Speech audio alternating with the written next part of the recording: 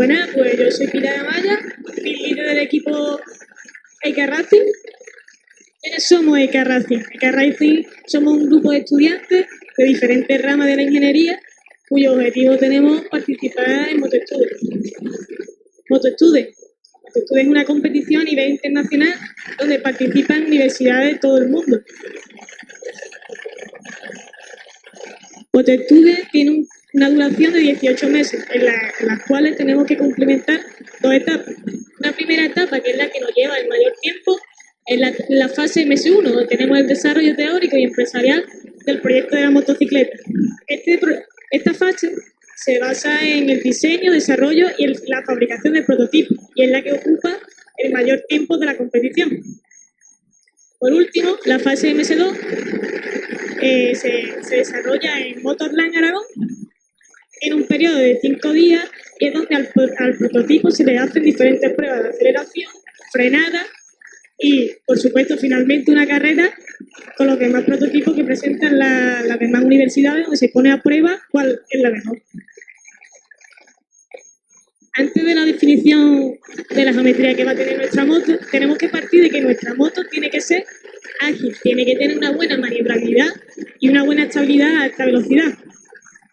Para ello, tenemos que tener en cuenta unos parámetros que son los principales que influyen en la geometría de nuestra moto. La distancia entre ejes y el centro de gravedad.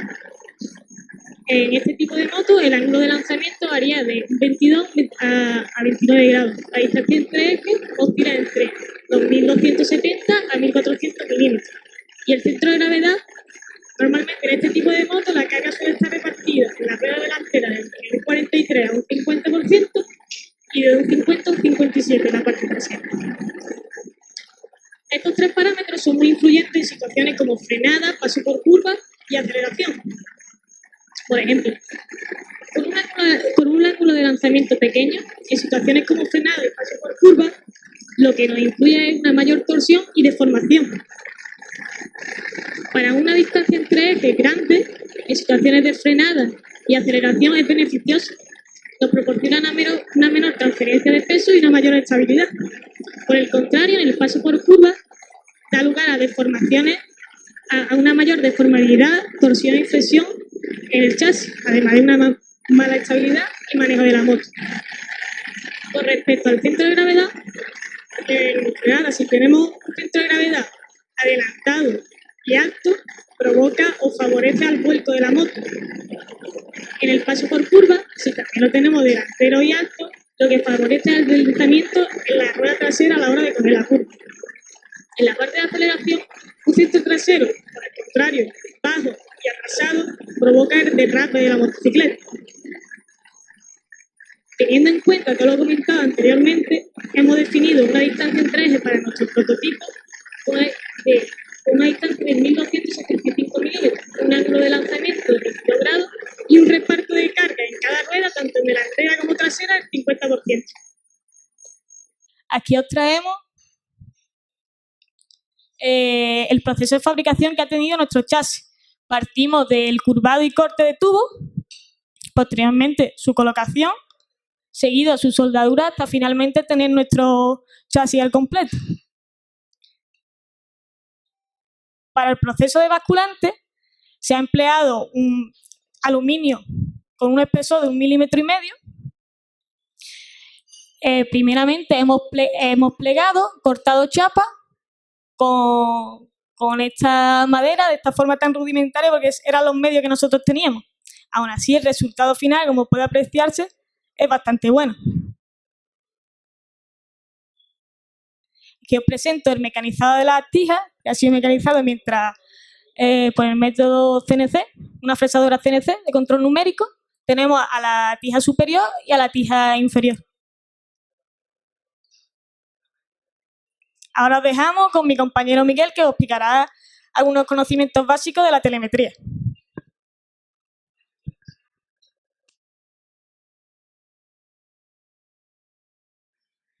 ¿Sí? Vale. Pues bueno, yo ahora voy a hablar un poco sobre la telemetría, que es uno de los temas que hemos dado cuenta que genera un mayor entusiasmo dentro de los aficionados y que existe, es decir, no existe mucha información sobre ella. En primer lugar, tengo que deciros que lo que en motociclismo conocemos comúnmente, llamamos como telemetría, realmente no es telemetría, sino que es una adquisición de datos. ¿Y cuál es la diferencia entre una adquisición de datos y una telemetría? Pues básicamente que con la telemetría tenemos la información de los sensores en tiempo real, que es lo que se utiliza en Fórmula 1, y con una adquisición de datos obtenemos la información, la guardamos dentro de lo que se denomina un logger, para posteriormente, cuando la moto llega al box, hacer una descarga y una posterior lectura de estos datos. Aquí os he puesto un pequeño esquemita de lo que es básico, la conexión de ECU más logger, ¿vale? En el que tenemos, por una parte, tenemos los sensores del motor, que los podemos conectar al logger para obtener toda la información correspondiente al funcionamiento del motor. Tenemos también los sensores de la parte ciclo, que nos dan información.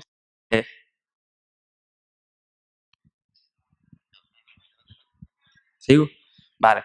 Pues nos va a dar información sobre toda la dinámica de la moto. Aquí tenemos, por ejemplo, GPS, sensores de velocidad de ruedas, suspensiones, y aquí pues vamos a utilizar para hacer todo lo que es el setup de la parte ciclo de la moto. A continuación, esto podemos conectarlo al dash de la moto, que está dentro de la cúpula, en el que le vamos a mostrar la información al piloto que nosotros veamos oportuna. ¿Y qué función tienen dentro de este sistema los sensores? Pues básicamente los sensores lo que nos hacen es transformar una magnitud física en una señal eléctrica para, como vemos aquí abajo, queda representada dentro de nuestros volcados de la telemetría. Aquí, por ejemplo, tenemos la línea amarilla que corresponde con el canal de la suspensión trasera, en el que en cada instante de la moto podemos saber en qué punto se encuentra el amortiguador. Cada una de estas líneas corresponde a una lectura de los diferentes sensores y podemos seleccionarlo, es decir, una vez que estamos dentro del software de telemetría, podemos eliminar o quitar canales para hacer una lectura más específica de lo que queramos en cada momento. Muy bien, ahora ya tenemos todo el sistema montado en la moto. ¿Cómo hacemos, no, para interpretar esos datos? Pues para ello existe unos software, cada logger tiene, dependiendo del logger que utilicemos, vamos a necesitar un software u otro, y básicamente lo que hace este software es, podemos utilizarlo para interpretación de estos datos que vemos aquí. Este caso es de una telemetría de AIM, que para que le interese un poco el mundo de la competición, pues lo podemos descargar de forma gratuita, y vienen algunos ejemplos para que podamos ver y podamos practicar un poco la telemetría y aprender un poco de ella. Y en el Mundial, deciros que en el Mundial de MotoGP la telemetría implementada es 2D, podemos ver mucha publicidad sobre ella en las motos, que nos fijaremos, aparece esa publicidad, que ya este software, digamos, un poco más profesional, y ya la licencia no es gratuita, como en el caso de AIM. Y ahora voy a intentar, con simplemente 3 canales de la telemetría, explicaros 2 acciones muy sencillas muy típicas dentro de una carrera, como puede ser el wheelie o el caballito y la pérdida de rueda trasera en una frenada. ¿Vale? Para ello, aquí tenemos el volcado que hemos descargado anteriormente en nuestro box, ¿vale? Que corresponde, toda la información que vemos, todos son reales, son de moto, es de una Kawasaki 1000 en el circuito de Jerez, que para que tenga referencia de tiempo, pues rodó en 1.42. Bastante rápido. Y vale, pues entonces nosotros tenemos ya configurado nuestro sistema, en el que aquí tenemos el 0, ¿vale? Entonces, el acelerador, aquí, esta parte de aquí correspondería a un 100% de apertura de gas, y aquí tendríamos un corte. Entonces, una línea descendente correspondería a una frenada, y una apertura ascendente pues sería una aceleración. Vale, pues aquí tenemos, como he dicho, en verde tenemos el sensor de rueda delantera y en azul el de la trasera. El punto 0 corresponde con la línea de meta, y lo que estamos viendo aquí representado es una vuelta completa. Es decir, en la siguiente vuelta pues tendríamos otro volcado diferente. Pues nos vamos ahora a la última curva de aquí del circuito de Jerez, ¿vale? En la entrada en meta, que vemos como las 2 líneas, tanto la de velocidad delantera como de trasera, van ascendiendo, y de repente hay una interrupción brusca en la velocidad de la rueda delantera. Esto se debe a que durante una aceleración hay una transferencia de carga desde el tren delantero al tren trasero. Y esto es lo que nos va a provocar que la suspensión se extienda y el neumático pierda contacto con el asfalto.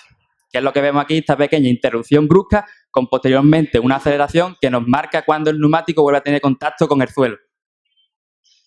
Y ahora nos vamos aquí a la primera curva del circuito de Jerez, la primera frenada, y vamos a ver cómo se representa, cómo queda identificado una pérdida de rueda trasera.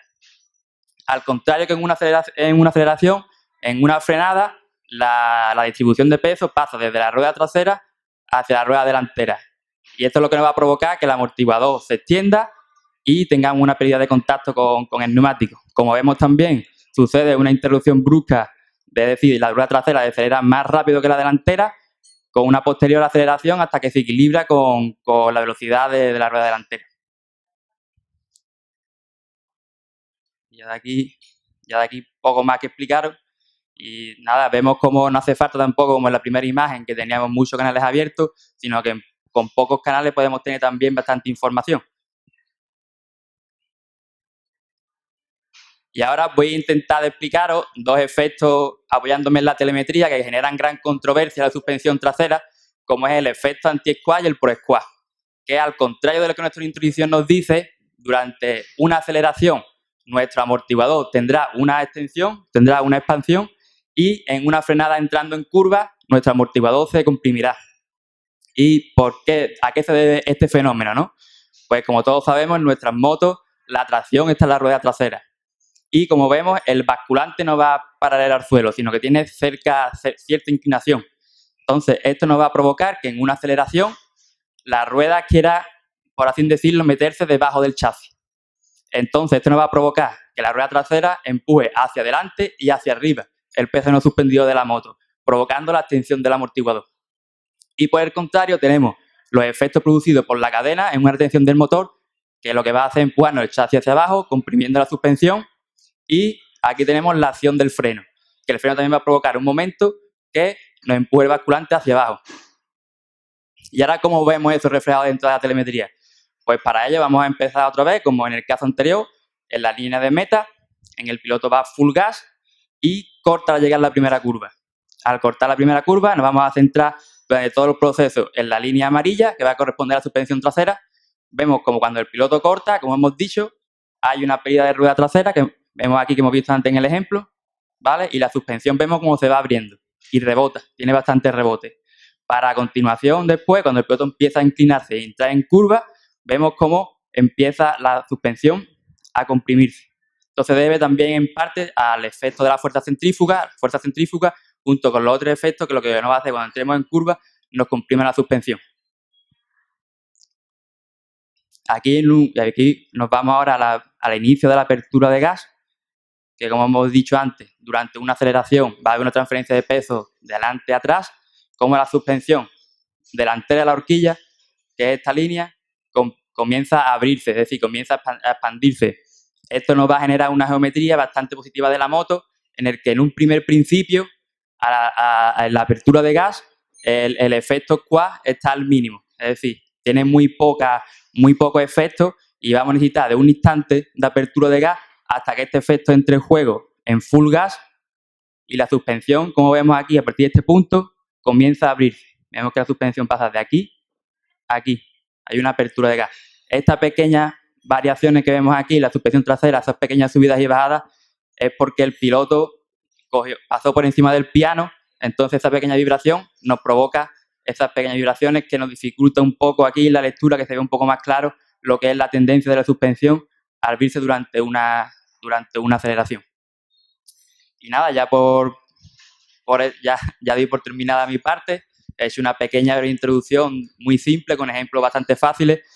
También deciros que esto no es tan fácil como hemos visto aquí, sino que para hacer un estudio mucho más exacto de lo que es una geometría de la moto, una puesta a punto, se necesita bastantes horas de estudio, bastante práctica, para llegar a entender completamente cómo funciona y hacer un verdadero setting de una moto. Pero espero que con estas pequeñas lecturas, estos pequeños detalles que os he dado, os genere cierta curiosidad, genere cierta intriga y os haga pues de eso, de querer aprender un poco más y de buscar más información al respecto.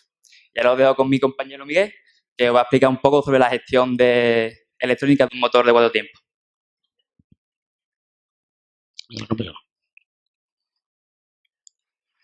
Bueno, pues como ha dicho mi compañero, yo voy a hablar de la gestión electrónica de un motor de combustión de 4 tiempos con inyección electrónica. Este es el motor que se utiliza actualmente en la mayoría de las competiciones de velocidad de motociclismo y es el que da unos mejores resultados, al parecer. Para hacer estas gestiones hay que instalarle una serie de sensores para obtener los datos de funcionamiento del motor. Algunos de estos sensores son el TPS, que es el sensor de la mariposa de admisión, que para que podáis entenderlo bien, aquí en la entrada de nuestro motor vamos a tener una chapita que se va a abrir y se va a cerrar. Esto va a depender de cuánto puño le está dando el piloto en ese momento. Es decir, si le doy a full gas, se va a abrir la chapita a tope y va a entrar un montón de aire, y si le doy menos, pues va a entrar menos aire. Otro sensor sería el CKP, que es el sensor de posición del cigüeñal, que para el que no entienda qué es un cigüeñal, es esta cosita gris que está dando aquí vuelta. Este se va a encargar de transformar el movimiento lineal del pistón a un movimiento rotatorio. Y este sensor nos va a dar la información de a cuántas revoluciones está yendo nuestro motor. El sensor CLT, que es el sensor de temperatura del refrigerante, que su nombre lo dice todo, nos va a dar el dato de a cuánta temperatura tenemos el líquido del refrigerante dentro del motor, y con este dato vamos a saber el dato concreto de la temperatura en el motor. Otro sensor de temperatura sería el del IAT, que es el sensor de temperatura a la entrada, el sensor de temperatura del aire a la entrada del motor. Otro sensor sería el sensor MAP, que este nos va a decir la presión del aire a la que está entrando el aire de nuestro motor. Y la sonda lambda o sensor de oxígeno. Este sensor nos va a decir la cantidad de combustible que hay en los humos de escape del motor. Es decir, nos va a decir si la mezcla de aire-combustible que tenemos en el motor es rica o es pobre. Decimos que es rica porque cuando la relación de aire-combustible es superior a 1, hay más cantidad de combustible que de aire. Sin embargo, si es menor que 1, va a haber más aire que combustible. En resumen, lo que nosotros queremos controlar con estos sensores son el aire que entra, las revoluciones, las temperaturas, las presiones y el combustible.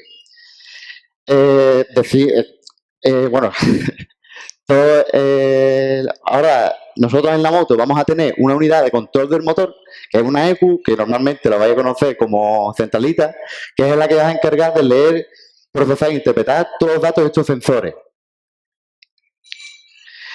Pero, bueno, esta centralita básicamente es el cerebro de nuestro motor, se va a encargar de hacerlo prácticamente todo, pero principalmente se va a encargar de activar y desactivar los actuadores. Dos actuadores importantes de nuestra moto son la bujía, que es la que va a encargar de provocar la explosión en el interior del motor, mediante una chispa, y el inyector, que es el que va a encargar de meter gasolina dentro del motor. Es decir, que todos estos elementos que estoy nombrando los podemos encontrar en cualquier moto de serie, es decir, siempre y cuando tenga un motor de este tipo. Bueno, con todos los datos que hemos recogido de los sensores, nosotros lo que queremos conseguir es sacar un mapa de inyección. Todas las motos van a tener al menos un mapa de inyección que cada fabricante realiza para su propio motor, al cual nosotros no vamos a poder tener ni acceso ni poder modificarlo. Por lo tanto, eso en competición no nos va a interesar. Nosotros lo que queremos, entonces lo que hacemos en competición es meterle una centralita programable en el cual le podemos meter el mapa de inyección que queramos y modificarlo las veces que nos haga falta. Será el caso que por reglamento, como nos ha pasado en la competición de MotoStudent, no nos dejan utilizar estas centralitas, porque nos obligan a utilizar centralitas de serie. Entonces hay una opción que es instalarle una centralita adicional, que no es más que una centralita más en nuestra moto, donde la centralita de serie se va a encargar de leer únicamente los datos de los sensores, pero los actuadores los van a manejar esta centralita adicional. Por lo tanto, le podemos ya instalar el mapa de inyección que nos dé la gana y podemos modificarlo. Bueno, el mapa de inyección que es lo que vemos aquí, que no es más que una gráfica o una tabla de datos donde vienen representados los tiempos de inyección. Un tiempo de inyección es el tiempo en el que el inyector está encendido, es decir, está permitiendo pasar la gasolina hacia dentro del motor. En todos los mapas de inyección vamos a encontrar las revoluciones enfrentadas a un parámetro de funcionamiento del motor, es decir, presiones, temperatura, combustible, etc. Lo más común es encontrarte mapas de inyección donde en el eje X tenemos las revoluciones y en el eje Y tenemos el porcentaje de gas, es decir, cuántos puños le estamos dando. Y esto da resultado que en el eje Z tenemos los tiempos de inyección. Si ahora nosotros miramos esta gráfica desde arribita, la tendríamos en 2 dimensiones, que vemos lo que tenemos aquí. Que tenemos en el eje X las revoluciones, en el Y el porcentaje de gas, y estos colores que vemos aquí serían los tiempos de inyección. Aquí cada cuadradito que vemos sería un dato numérico específico del tiempo de inyección. Como vemos, los que están más cercanos a cero, que son más azules, son los tiempos de inyección más bajos. Y cuando vamos aumentando las revoluciones y el porcentaje de gas, vemos los colores estos más amarillos. Esto nos quiere decir que los tiempos de inyección son mayores. En este caso, en este motor, los tiempos de inyección que nos daban eran aproximadamente unos 3,4 milisegundos. O sea, es nada. Pero eso se repite durante todas las vueltas que está dando el motor. Bueno, ¿y qué queremos conseguir con este mapa? Pues nosotros vamos a querer modificar este mapa de inyección, o sea, cambiar los tiempos de inyección para poder modificar nuestra curva de par y potencia. Aquí vemos una curva de par y potencia de un motor de serie, es decir, lo hemos cogido de la fábrica, lo hemos probado y hemos obtenido esta grafiquita. Aquí vemos que la línea roja, esta de aquí, que representa la curva del par, o sea, la fuerza de nuestra moto, que tiene un punto máximo. Y pasa lo mismo con la curva de potencia, vamos, los caballos, que tiene también otro punto máximo. Y vemos que después de esos 2 puntos hay una caída considerable. Esto pasa porque el motor, cuando llega a esas revoluciones, empieza a perder rendimiento. Por lo tanto, con nuestro mapa de inyección, que vamos a ir modificándolo para poder mejorar esto, queremos conseguir esto que tenemos aquí, que es coger estos puntos máximos y alargarlo en el mayor rango de revoluciones posible. Entonces, vamos a llegar lo antes posible a ese punto máximo y lo vamos a mantener todo lo que podamos en el rango de revoluciones. Ahora, dejando un poco al lado lo que es la gestión electrónica del motor, hay que tener en cuenta unos elementos a la hora de meter nuestra moto en un circuito. Uno de los elementos más importantes desde mi punto de vista es el radiador. Porque, claro, nosotros hemos modificado nuestro motor, lo vamos a meter en un circuito donde vamos a ir a tope durante 20, 30, 40 minutos y el motor se va a calentar. Y esto lo único que nos va a causar es problemas. Por lo tanto, como vemos en la fotito esta, si esta moto se tratara de una moto de serie, únicamente tendríamos este radiador de aquí arriba. Pero nosotros, al meterlo en un circuito, le vamos a acoplar un radiador más para conseguir que la temperatura de este motor baje. Por dar un dato interesante, las motos GP suelen alcanzar, bueno, intentan alcanzar los 75 grados de temperatura. Que si alguien maneja algún dato de hecho, es una auténtica locura mantener un motor a esa temperatura. Otro elemento importante es el tubo de escape. Pero hay que decir que el tubo de escape no es únicamente lo que se ve por fuera de la moto, ya que sería esta parte de aquí, que se llama silenciador, sino que consta también de una parte media y la parte de unión al motor que se llama colector. Por lo tanto, a la hora de poner un tubo de escape a nuestra moto, tenemos que tener en cuenta la línea completa para poder ayudar a los gases de escape del motor. Y por último, no diría que es un elemento, sino más bien un complemento de la moto, que es el cambio semiautomático, que es esta barrita que tenemos aquí, que va conectado a la palanca de cambio. Con este cambio semiautomático lo que vamos a conseguir es cambiar de marcha sin necesidad de coger el embrague. Entonces, esto se va a traducir en ganar tiempo por vuelta. Por poner algún ejemplo, en el circuito de Jerez tenemos 13 curvas y 2 rectas. Imaginaros cuántas veces tendríamos que cambiar de marcha. Un piloto experimentado podría cambiar de marcha entre 1,05 y 0,8 segundos. Sin embargo, instalándole este cacharrito, vamos a bajar tiempo de cambio de marcha a unos 0,1 o 0,3 segundos. Por hacer una estimación aproximada, fácilmente podemos ganar 10 segundos únicamente con este cacharro. Esto, unido a que hemos modificado el motor, los parámetros de diseño, aerodinámica y, en fin, multitud de cosas dentro de la moto, comparándola con una de serie en el circuito, podemos ganar desde 5 hasta 40, si no más segundos, únicamente cambiando estas cosas. Y ya para acabar, agradecer a nuestros patrocinadores, porque la verdad que sin ellos hubiera sido imposible hacer este proyecto. Y decir también que nos habíamos comprometido a traer unas piezas de las motos, pero la verdad que hemos realizado unas modificaciones y los tenemos puestos en el banco.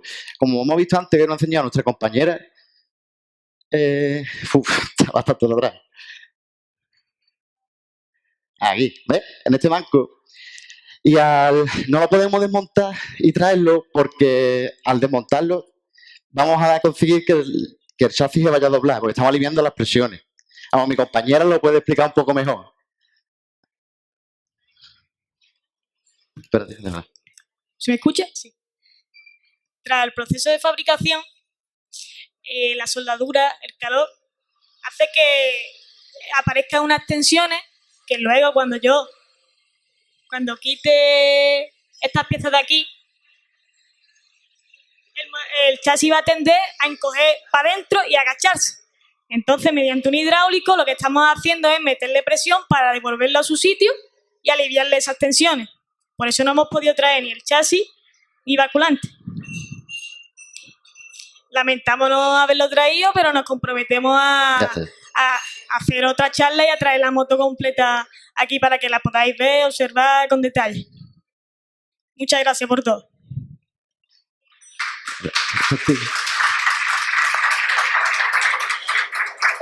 Decía una cosa más, que nosotros tenemos pensado competir en más competiciones, aparte de en esta, que cuando vayamos a hacer la presentación del equipo con nuestra moto, la vamos a traer aquí para enseñarla completa. Y si eso, hasta la arrancamos fuera y todo. Nada, eso ha sido todo. Ole, ole, ole, ole. Muy buen trabajo de nuestros compañeros y representantes de Cádiz, de la Universidad de Cádiz, de Eiker Racing. Merecido aplauso. Y bueno, yo sé que aquí veo muchas caras nuevas. Entonces, antes no me he presentado correctamente. ¿Quiénes somos? Nosotros somos DICO. DICO es una asociación de Chiclana que lo que intenta hacer es traer la ciencia y la tecnología al pueblo. Intenta darnos poder. Entonces lo que hacemos es, ahora mismo estamos aquí en el Rock and Wheel trayendo charlas todos los martes y todos los jueves a las 8:30 a lo largo de todo el verano, de julio y agosto. ¿Cuál es nuestra próxima charla? Para el que no esté enterado, es el misterioso mundo de astrofísica. Y además esto no va a ser una charla como tal, sino vamos a hacer una entrevista a un gran experto de este mundo que nos va a enseñar y nos va a iluminar a lo largo de la astrofísica.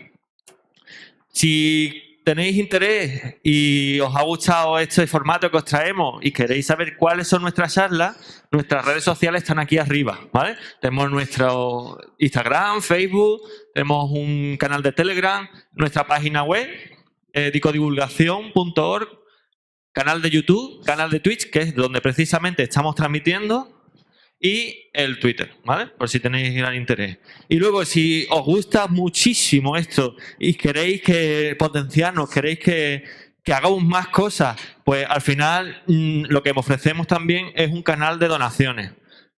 Estas son las donaciones y además, para agradeceros vuestro apoyo, también lo que hacemos es daros una recompensa. Por €1 os damos una chapita así muy chula que está ahí, la tiene nuestro compañero Manuel ahí, con el logo nuestro que os identifica como parte de nuestro grupo. Sois nuestros socios, sois nuestros mecenas. Luego por €2 además os damos una marcapágina. Por €5 un imán de nevera y un voto para la charla del año que viene, además. Por €10 una lámina chulísima en A4 que la podéis ver también desde allí, desde la mesa del final. €20 una camiseta y ya €50 podéis decir no. Pues yo quiero que para el verano que viene me hagáis una charla de las lombrices, porque me gustan mucho. Nosotros nos encargaremos de buscar a un experto que haga la charla que vosotros queréis, ¿vale? Entonces, tampoco voy a enrollarme mucho, pero que sepáis quiénes somos y que al final estamos para vosotros. Somos una asociación sin ánimo de lucro que lo que nos contenta al final es vuestra asistencia y vuestro interés. Así que un aplauso ahora para vosotros. Muchas gracias por asistir. Pero bueno, que esto no suena final, ¿eh? Que esto acaba de empezar porque ahora vamos a dar paso al debate donde vosotros tenéis la voz. Podéis preguntar, voy a pasar con ese micrófono a lo largo de todo el público, levantáis la mano y podéis hacer todas las preguntas que queráis a estos tres de aquí, ¿vale? Así que no tengáis vergüenza y a meter preguntas a tope, ¿vale? Un favor que os pedimos es que por favor las preguntas las hagáis con la mascarilla puesta, porque además nosotros vamos a limpiar el micro así con una toallita alcohólica para que no haya problemas después de lo que está pasando, que tampoco quiero ni mencionarlo. Así que bueno, empezamos el debate. Primera pregunta, ¿alguien se atreve?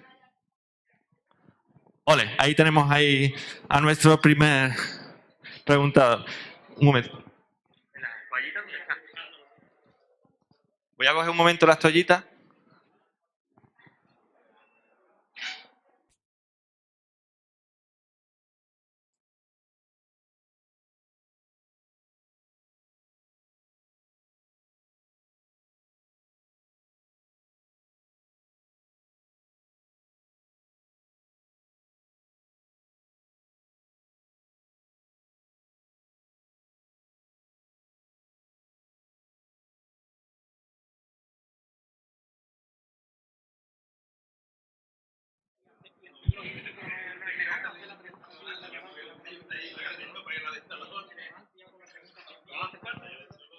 Ah, vale, venga. ¡Ey! Sí. Sí, mira, con respecto a la soldadura de los tubos del chasis, ¿no hay una técnica que se puede emplear que es el recocido del chasis a una temperatura indicada? Pasa que nosotros no disponemos de, claro, tú dices de meterlo en el horno, elevarlo a cierta temperatura y aliviar las 6 tensiones. Claro, se puede hacer, sería el mejor método, pero nosotros no disponemos de él. Sí.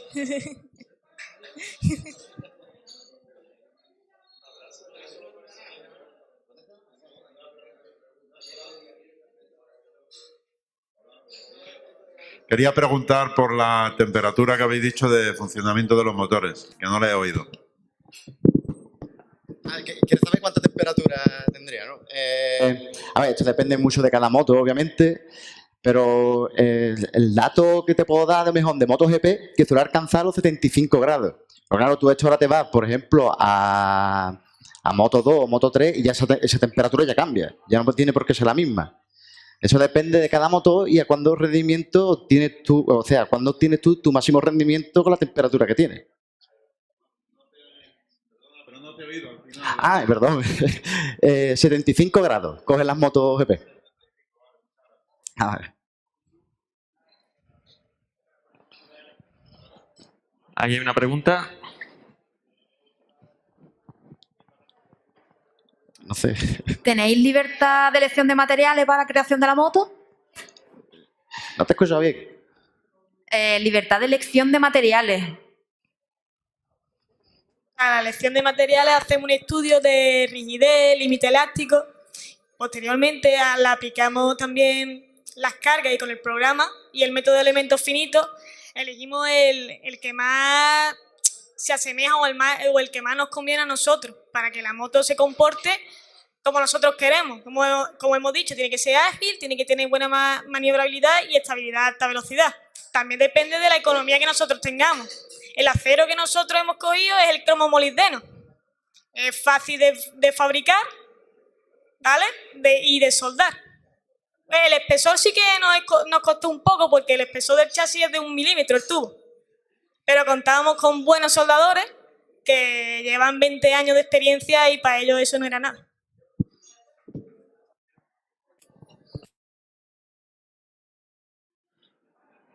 ¿Alguien tiene...? Ahí tenemos otra. ¿El motor es comercial? ¿Es un motor que os han dado y vosotros lo habéis modificado? No, el motor que tenemos nosotros sí es comercial. Es el que tiene la KTM RC 2,5. Es el que hemos utilizado nosotros. No lo podemos tocar, no se puede abrir y todas las universidades participamos con el mismo motor para estar en igualdad de condiciones.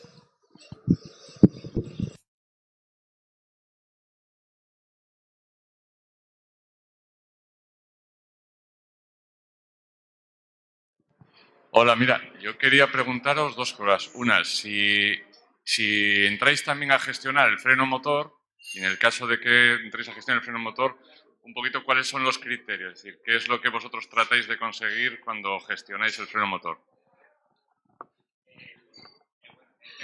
Depende un poco también del piloto. Es más, digamos, sensaciones del piloto. Nosotros cuando el piloto hacemos una puesta a punto, el piloto llega al box, hacemos un recorrido de todas las curvas y dependiendo de lo que él nos vaya diciendo, sensaciones, pues ajustamos el freno de motor. Normalmente lo que intentamos hacer con el freno de motor es que ayude a la frenada. Es decir, que retenga, ya te he dicho, ya eso es tema de feeling del piloto. Hay piloto que le gusta con más freno de motor, piloto que le gusta con menos y ya eso, a gusto del piloto.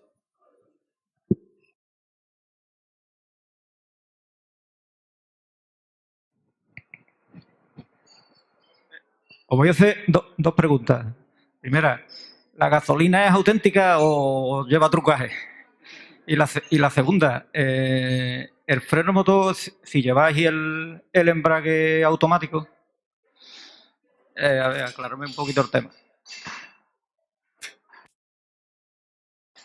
Primero, la gasolina sí, es igual. Bueno, igual no del todo. Y para gestionar el freno a motor, o sea, con lo del cambio automático, te voy a explicar un poquito mejor qué es lo que hace ese cambio automático. O sea, nosotros cuando vamos a pisar la palanca de cambio, ese cambio automático ya corta la inyección. Entonces, ya te está permitiendo cambiar de marcha más rápido, sin necesidad y todo de coger el embrague y todo. Ya cómo gestionar el freno motor con eso, la verdad que no sabría contestarte. No sé si mi compañero...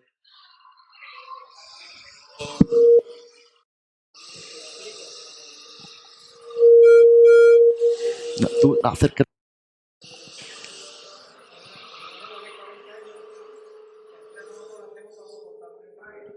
Ah, vale.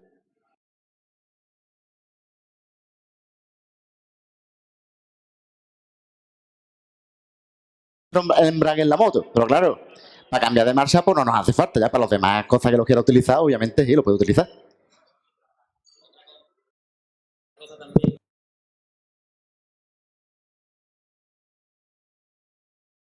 Golpe de gas, cuando...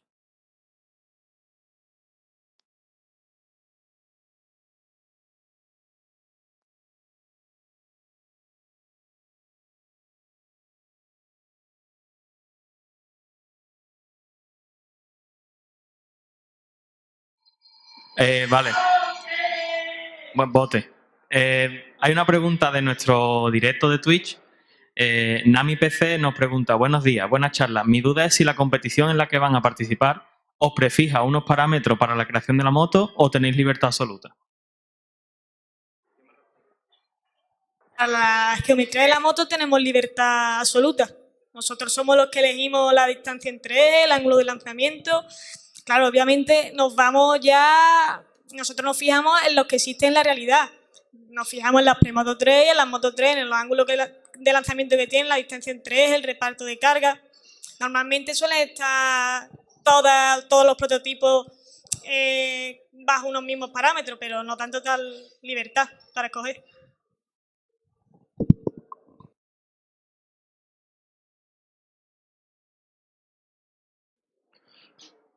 ¿Alguien tiene más preguntas?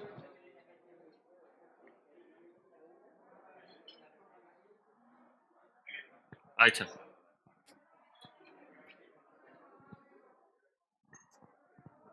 Yo quería preguntar, ¿en la gráfica del tiempo de inyección que habéis sacado antes es también de la Cagua que de la telemetría o es otra distinta? Esta gráfica de tiempo de inyección es de una 2,5. Concretamente de la KRM.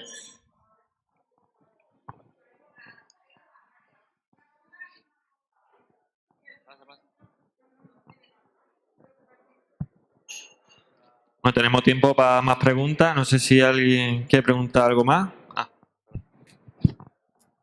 En la suspensión delantera, el aceite que utilizáis, que es un aceite más duro, más blando, estándar.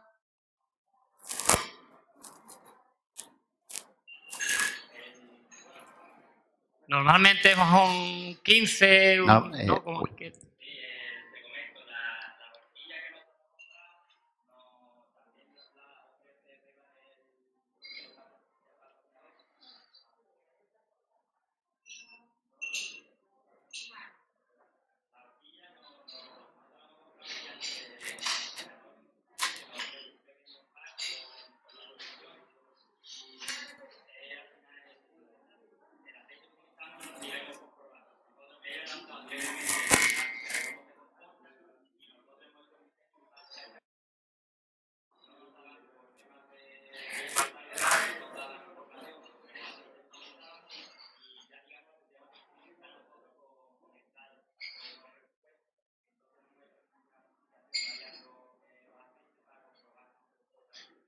Claro, es que el comportamiento de la horquilla delantera varía mucho si le cambias la dureza del muelle interior y el aceite también que lleva, ¿no? Te he dicho, nosotros lo que nos ofrecen son directamente las gráficas de retención de la suspensión. Y como tú dices, el hidráulico tampoco nos han especificado qué tipo de hidráulico, las arandelas, también la cámara de aire que tiene la horquilla dentro, que también nos va a repercutir precisamente en esa última parte del recorrido, que a mayor cámara o menor cámara pues nos va a afectar más o menos en el recorrido de la suspensión. Todo eso, te dice, ya nos hemos ajustado al diseño de la moto teniendo en cuenta esas gráficas y entonces no hemos tocado ninguno de esos parámetros. Vale.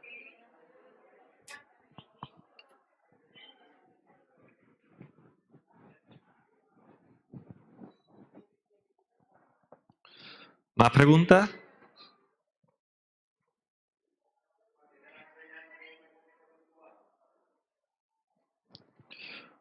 Bueno, última oportunidad. Ahí, siempre cae alguien.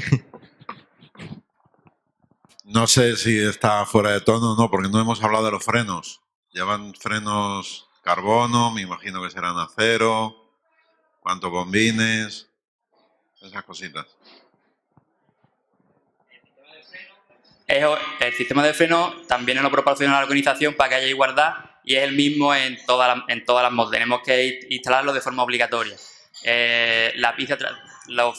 Por ejemplo, la pinza de freno trasera pertenecía de scooter y la de delantera pues eran de motos que utilizan de alta cilindrada, de 1000. Entonces es una de las cosas que ellos nos dificultan, entre comillas, a la hora de hacer un diseño para que nos comamos la cabeza e integremos esas partes dentro de nuestra moto.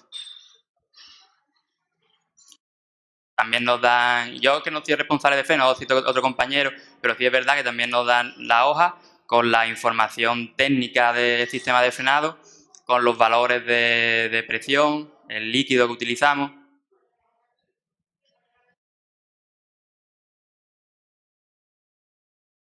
Vale, otra pregunta también de Nami PC. ¿Para la construcción de la moto tenéis que cumplir algún requisito medioambiental? ¿O agastáis lo que sea?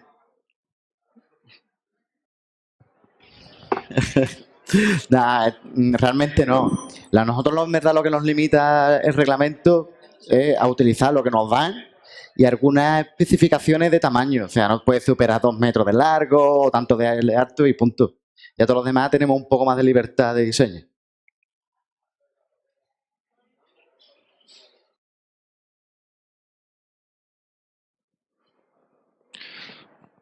Venga, una última preguntilla.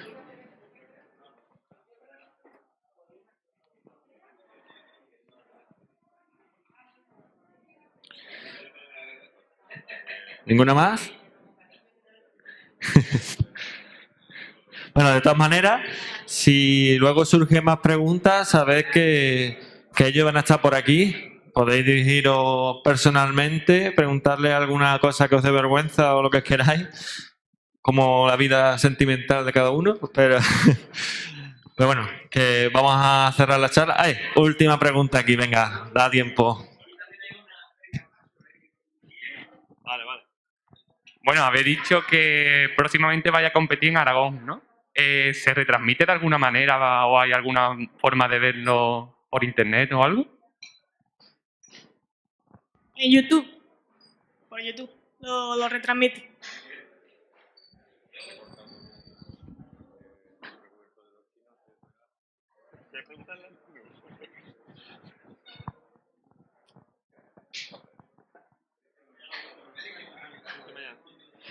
También otra pregunta del directo. Malicia Dourden pregunta: ¿qué os inspira a la hora de diseñar una moto?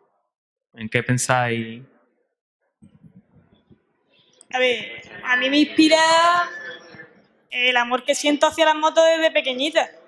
He entrado, he visto la Derby aquella y digo, joder, fue la primera moto que arreglé con 10 años para mí, ¿sabes? A mí me motiva mi pasión. Y después de ello también mi carrera, ¿no? Ingeniería mecánica. Estoy poniendo en práctica conocimientos que me están enseñando ahí y aparte me obliga a aumentar esos conocimientos por mi parte. Eso es lo que más me motiva.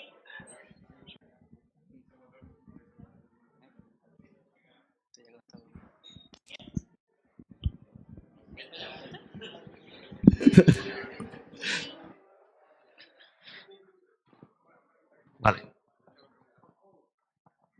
¿Quién pilota la moto?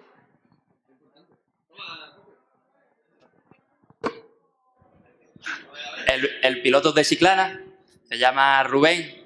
Él ha estado compitiendo, el apellido no lo recuerdo ahora, pero ha estado compitiendo en categorías inferiores de velocidad y es el que se va a encargar de pilotar la moto.